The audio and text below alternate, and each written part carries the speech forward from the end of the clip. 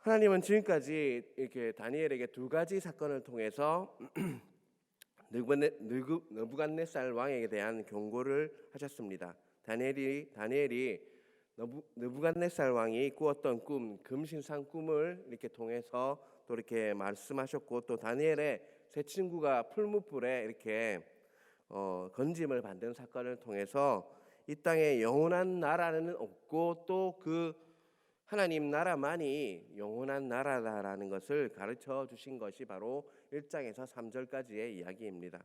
그 뒤 느부갓네살 왕은요, 다시 한번 하나님을 높이며 그분의 나라가 영원하다라고 고백을 1절에서 3절에서 하고 있습니다. 우리 오늘 본문인 1절에서 3절을 보겠습니다. 느부갓네살 왕은 천하에 거주하는 모든 백성들과 나라들과 각 언어를 말하는 자들에게 조서를 내리로나 원하노니 너희의 큰 평강이 있을지어다. 지극히 높으신 하나님이 내게 행하신 이적과 놀라운 일을 내게 알게 하기를 즐겨하노라. 참으로 코도다 그의 이적이여, 참으로 능하도다 그의 놀라운 일이여. 그의 나라는 영원한 나라요, 그의 통치는 대대에 이르리로다. 여러분 1절에서 3절을 제가 한번 다시 읽었는데요, 여러분 1절에서 3절 이렇게 고백을 보면서 어떤 마음이 드십니까? 여러분, 너무 이 고백은요, 누구의 고백이죠? 다니엘의 고백입니까? 아니면 느부갓네살 왕의 고백입니까? 그렇죠, 이방인인 느부갓네살 왕의 고백이란 말입니다. 그런데 너무나도 탁월하게 하나님을 향해서 제대로 고백하고 있다는 생각이 들지 않습니까? 이 느부갓네살의 고백은요, 너무나도 신학적으로도 부족함이 없는 고백입니다. 그가 깨달은 하나님의 나라, 하나님의 통치는요, 이렇다고 얘기하고 있죠. 왕이 아무리 바뀌고 환경이 아무리 바뀌어도 그 나라와 그의 통치는 어떻단 말입니까? 영원하다라고 말씀하고 있는 것입니다. 4절을 계속해서 보겠습니다. 나 느부갓네살이 내 집에 편안히 있으며 내 궁에서 평강할 때, 이렇게 말씀하고 있습니다. 그런데 이 평강할 때에 느부갓네살은 꿈을 꾸었습니다. 4절에 보면 나 느부갓네살이 내 집에 편히 있으며 내 궁에서 평강할 때 꿈을 꾸었다라고 이야기하고 있습니다. 그가 그의 집에서 편안하게 있을 때, 그리고 아무 문제나 근심거리를 없이 편안하게 있을 때 이렇게 꿈을 꾸었다라고 말씀하고 있습니다. 느부갓네살 왕이 지금 다스리고 있는 나라는요, 조그만 변방의 나라가 아닙니다. 고대 제국 중에 가장 큰 제국 중에 하나, 그리고 그 큰 나라가 아무 문제 없이 또 잘 다스려지고 있고 또 이 한 꿈을 꾸게 되었는데, 이렇게 말씀하고 있는 것이죠. 아주 큰 나라에서 아무 문제가 없고 정말 태평성대를 누리고 있을 때 이 꿈을 꾸었다라고 말씀하고 있는 것입니다. 5절을 보겠습니다. 한 꿈을 꾸고 그로 말미암아 두려워하였으니 곧 내 침상에서 생각하던 것과 머릿속으로 받은 환상으로 말미암아 번민하였노라라고 말씀하고 있죠. 그런데 느부갓네살 왕이 꿈을 꾸고 나서 어떻게 했다고 하고 있죠? 5절 앞부분에 보면 뭐라고 되어 있습니까? 두려워하였으니라고 하고 있죠. 또한 끝부분에는 뭐 했다고 하고 있죠? 말미암아 번민하였다라고 말씀하고 있습니다. 여기서 번민이라는 단어를 원어적으로 이렇게 지각해 보면요, 공포에 두려워서 떨다가요, 이렇게 점점 더 이렇게 심해져서 너무나도 괴로워하는 그 심정을 번민이라고 말씀하고 있습니다. 느부갓네살 왕은요, 지금 너무나도 평화로운 때에 집안에서도 아무 문제가 없고 나라에도 아무 문제가 없는 그런 때에, 너무나도 태평성대 시절에 어떻게 했다고요? 자다가 한 꿈을 꾸었는데 먼저는 큰 두려움에 사로잡혔고 그게 이제 점점 더 심해져서 공포에 질려서 지금 큰 번민에 빠져 있다라고 말씀하고 있는 것입니다. 사랑하는 성도 여러분, 그 시대에 누가 그 느부갓네살, 가장 제국 중에 제국인 그 바벨론의 왕이었던 그 누가 그 느부갓네살 왕을 두렵게 만들 수 있었겠습니까? 여러분, 바벨론은 제국 중에서 제국 중 가장 큰 힘센 나라였습니다. 지금으로 치면 미국과 같은 그런 나라였습니다. 그런데 원수의 강력한 군대가 과연 그를 이렇게 힘들게 할 수 있었을까요? 애굽이 강성했지만 그는 갈게미스 전투에서 그는 이미 애굽을 무찔렀던 자였습니다. 그 주위에 어떤 나라도요 그를 괴롭힐 수 있는 자가 없었어요. 그런데 그가 어떻게 했다고요?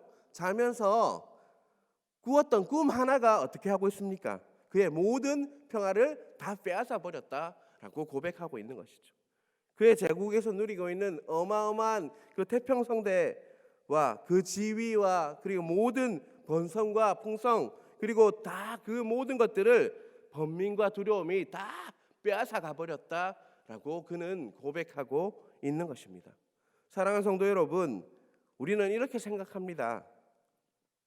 이 세상을 살아가면서 풍족하기만 하면요, 물질이 조금 많기만 하고 또 지위가 조금 여유가 있으면 또 재능이나 능력이 조금 남들보다 뛰어나면 풍성하기만 하면 우리 삶이 정말 편안할 거다, 평강이 임할 거다라고 착각하며 살아갑니다. 그런데 느부갓네살을 보면요, 우리는 깨달아야 합니다. 이 느부갓네살의 그 심정, 번민하는 심정을 통해서 우리는 깨달아야 합니다. 지금 이 시대를 살아가고 있는 사람들 중에 누가 느부갓네살보다 물질과 지위와 능력과 강한 군대가 가지고 있는 자가 있겠습니까? 아마도 느부갓네살을 능가할 수 있는 사람은 아무도 없을 것입니다. 그런데 그는 지금 어떻게 하고 있다고요? 두려움을 지나서 번민하는 심령을 가지고 있습니다. 이 그 어마어마한 느부갓네살 왕의 말할 수 없는 두려움과 그리고 공포심이 이렇게 해서 번민하고 있다는 것이죠.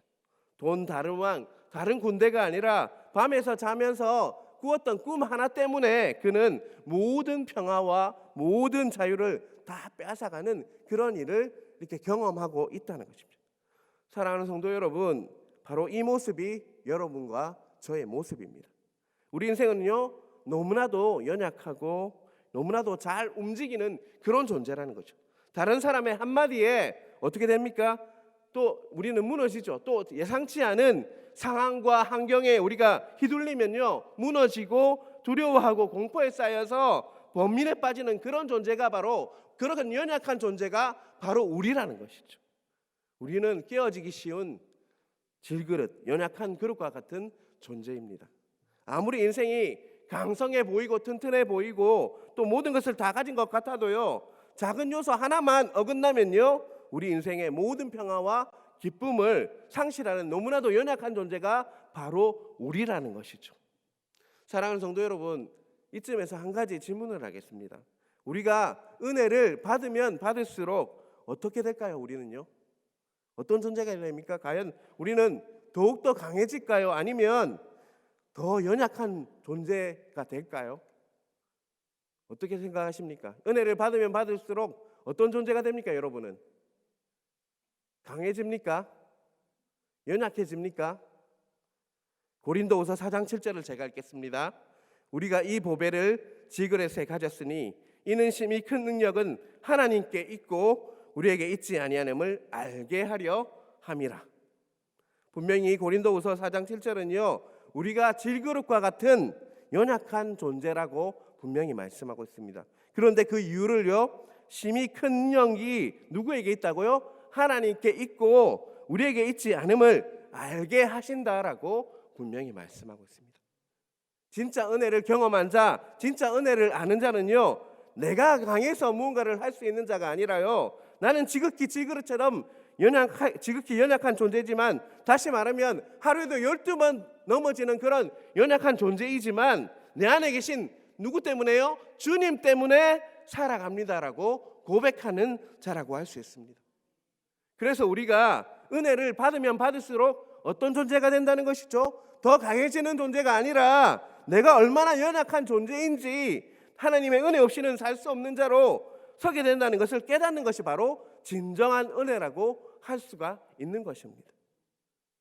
우리는 은혜를 받으면 받을수록 그렇습니다. 하나님 없이는 살 수 없는 존재가 바로 저희군요. 제가 그런 연약한 존재이밖에 안 됩니다. 하나님께 고백하는 자로 설 수 있어야 하는 것입니다. 그러한 은혜가 각자에게 있으시길 간절히 바랍니다. 6절 7절을 보겠습니다. 이러므로 내가 명령을 내려 바벨론의 모든 지혜자들을 내 앞으로 불러다가 그 꿈의 해석을 내게 알게 하라 하였더라. 그때 박수와 술객과 갈대아 술사와 점쟁이가 들어왔으므로 내가 그 꿈을 그들에게 말하였으나 그들이 그 해석을 내게 알려주지 못하였느니라.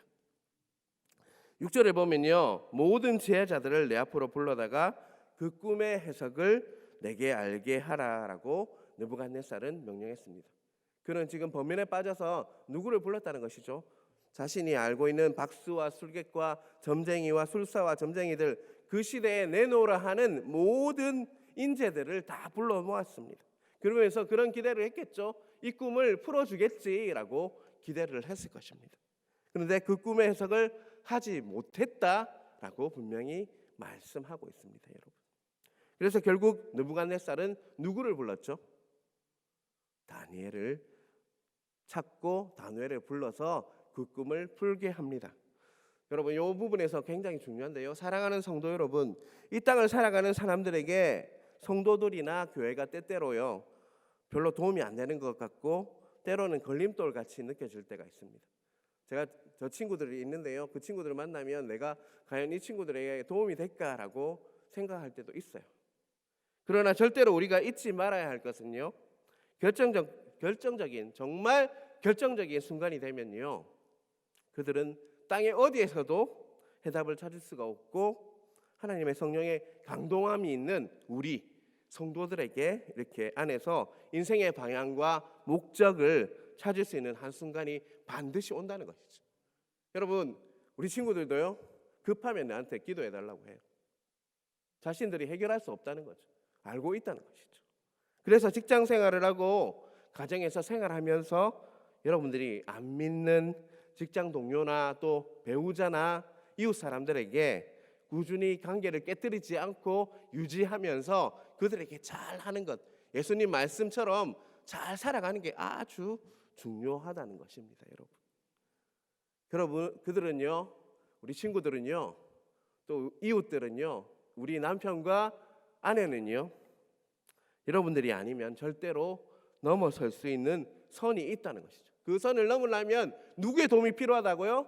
우리의 성령의 감동을 가지고 있는 우리의 도움이 필요하다는 것이죠. 우리가 기도할 때 그들이 그 선을 넘을 수 있다는 것을 잊지 마시기 바랍니다. 이 세상에 어떤 학문을 가지고도요, 사람들은 절대로 인생의 본질적인 답을, 문제를 해결할 수가 없다는 것이죠. 하나님의 사랑과 예수 그리스도의 은혜와 그 예수님의 복음만이 그것을 해결할 수 있다는 것이죠. 인생들은요, 이 세상에 살아가는 인생들은요, 절대로 어디에서도 삶의 궁극적인 답을 해결할 수가 없다는 것입니다. 또한 교회는요, 갈 바를 알지 못하는 그 세상, 방황하는 세상 사람들에게 방향을 정확하게 가르쳐주고 인생의 참 목적이 무엇인지를 가르쳐 주는 데 있다는 것이죠. 인생이 이 땅을 살아갈 때 어떻게 사는 것이 정말 바른 것인지 그 기준을 제시할 수 있는 유일한 공동체가 뭐라는 것이죠? 바로 교회라는 것입니다. 우리 부산 영락교회와 성도님들이 세상에서 방하는 많은 사람들에게요, 오직 해답은 예수 그리스도임을 이렇게 알게 하고, 또 우리 공동체가 정말 그 예수 그리스도를 알아가는 그 바른 길을 제시하는, 가르쳐주는 그런 공동체가 되길 간절히 바랍니다. 계속해서 10절에 시작되는 그 10절부터 뭐의 내용이 나오죠? 바로 꿈의 내용이 제시되고 있습니다. 10절에서 12절입니다. 내가 침상에서 나의 머릿속으로 받은 환상이 이러하니라. 내가 본즉 땅의 중앙에 한 나무가 있는 것을 보았는데 높이가 높더니 그 나무가 자라서 견고하여지고 그 높이는 하늘에 닿았으니 그 모양이 땅끝에서도 보이겠고 그 잎사귀는 아름답고 그 열매는 많아서 만민에 먹을 것이 될 만하고 들짐승이 그 그늘에 있으며 공중에 나는 새는 그 가지에 깃들이고 육체를 가진 모든 것이 거기에서 먹을 것을 얻었더라. 여러분, 여기에서 큰 나무가 등장하는데 그 큰 나무는 누구인 것 같습니까? 그렇죠, 느부갓네살인데요. 그가 어디에 이렇게 있다고 하죠? 어디에 있냐면 땅의 한 중앙에 있다라고 이야기하고 있습니다. 모든 세상의 중심이 누구란 말이죠? 그 느부갓네살이라고 이야기하고 있는 거죠. 그 나무는 자라고 자라서 어디에 닿았다고 이야기하고 있죠?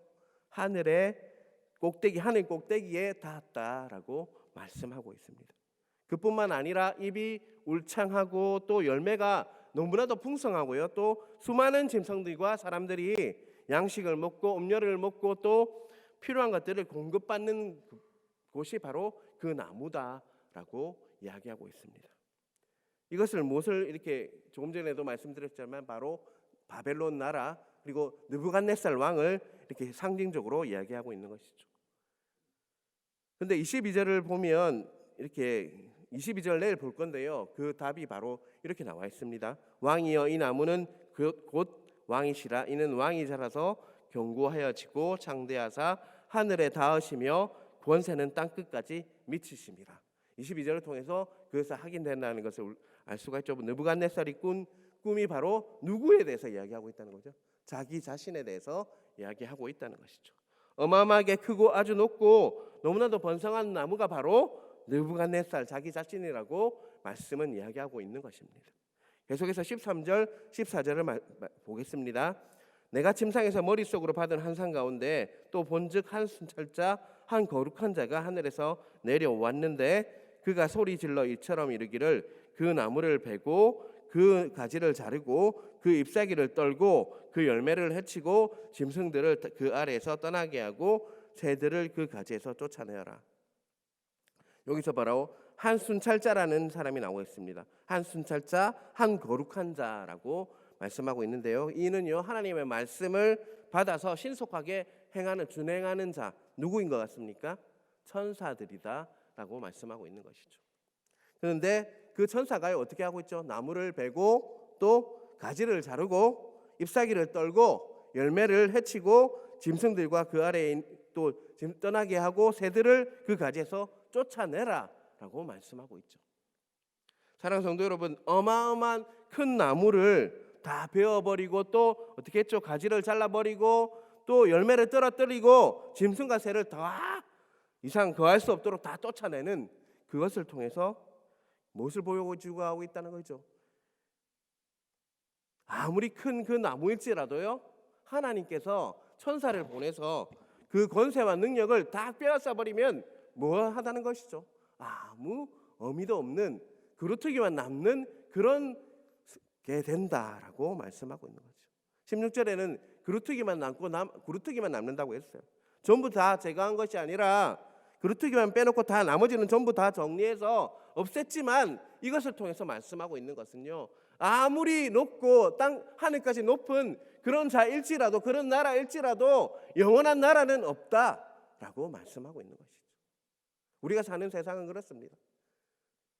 영원한 것 같이 여기고 살아갈 때가 많습니다. 하지만 하나님께서 일하기 시작하면 그것도 영원하지 않다는 것이죠. 영원한 나라는 오직 하나님의 나라밖에 없다라고 이 말씀을 통해서 말씀하고 있습니다. 그것을 잘 정리하고 있는 것이 17절입니다.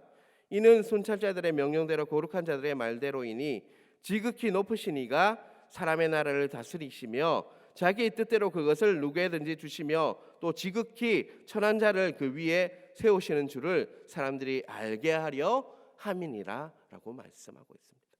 사랑하는 성도 여러분, 느부갓네살에게 이렇게 꿈을 통해서 가르쳐 주려고 한 것은 무엇입니까? 바로 금신상 사건, 풀무불 사건과 동일하게 말씀하고 있습니다. 네가 아무리 높아지고 커질지라도 하나님께서 마음만 먹으면 하루아침에라도 그 그루터기만 남기고 다 없애버릴 수 있다, 제거할 수 있다라고 말씀하고 있는 것입니다. 분명히 17절 중반에요, 지극히 높으신 이가 사람의 나라를 다스리시며 자기의 뜻대로 그것을 누구에든지 주시며 또 지극히 천한 자를 그 위에 세우시는 줄을 사람들이 알게 하려 함이라라고 분명히 말씀하고 있습니다. 오직 하나님만이 다스리시고 하나님 나라만이 영원하다라고 다시 한번 우리에게 말씀하고 있는 것입니다. 앞에서도 말씀드렸지만 진짜 은혜는요, 그런 하나님의 높으심을 알고 하나님의 강대하심을 알기 때문에 우리는 어떤 존재로 아는 것이죠? 내가 얼마나 제한적이고 작은지 얼마나 연약한지를 깨닫는 자라는 것을 잊지 마시길 바랍니다. 오직 우리는 그래서 하나님의 은혜를 구해야 하고요. 크고 강대하신 하나님만을 어떻게 해야 한다는 것이죠? 의지하며 살아야 한다라고 오늘 새벽 본문을 통해서 우리에게 다시 한번 말씀하고 있는 것입니다. 고린도후서 4장 7절을 제가 다시 한번 읽겠습니다. 우리가 이 보배를 질그릇에 가졌으니 이는 심히 큰 능력은 하나님께 있고 우리에게 있지 아니함을 알게 하려 하심이라. 심히 큰 능력은 누구에게 있다고요? 하나님께 있다는 것을 잊지 마시길 바랍니다. 우리는 하나님께 온전히 의지할 때 정말 크고 위대한 일을 할 수가 있다는 것을 잊지 마시길 바랍니다. 오늘 하루도 높으시고 강대하신 하나님만 의지함으로 하나님의 은혜로 살아가시는 각자 되시길 주님의 이름으로 축원합니다. 기도하겠습니다. 하나님 아버지 감사합니다. 또 말씀을 통해서 하나님께서 얼마나 크시고 강대하시며 높으신 분이신지를 다시 한번 찬양케 하여 주셔서 너무나도 감사합니다. 우리 심히 큰 능력은 우리에게 있는 것이 아니라 우리 질그릇 안에 있으신 예수 그리스도 주님께 있음을 다시 한번 고백합니다. 그러므로 오늘 하루도 하나님의 은혜, 주님의 그 사랑을 의지함으로 모든 것들을 이겨내며 하나님 극복하며 내가 하는 것이 아니라 주님께 온전히 의지함으로 모든 것들을 이겨내는 하루 될 수 있도록 붙들어 주시옵소서. 말씀이 하나님 기준이 되게 하시고 말씀을 통해서 깨닫게 하시고 말씀으로 은혜 받을 수 있는 또 그것을 기도로 확인할 수 있는 우리들 되게 하셔서 오늘 새벽 기도할 때 크고 은밀한 것들을 부르짖을 때 크고 은밀한 것들을 깨달으며 돌아가는 우리들 각자 될 수 있도록 붙들어 주시옵소서. 우리가 교회가 정말 그 방향을 제대로 인도하며 가르치는 교회 되게 하시고 특별히 담임 목사님 하나님 영육 간의 강건함을 허락하여 주셔서 담임 목사님을 통해서 말씀이 선포될 때마다 에스겔 골짜기에 많은 뼈들이 살아났듯 생기가 부어지는 역사가 일어날 수 있도록 함께하여 주시옵소서. 오늘 새벽 오늘 또 모든 날 하나님께 맡깁니다. 하나님 함께하여 주시옵소서. 이 모든 말씀 살아계신 예수님 이름으로 기도드리옵나이다. 아멘.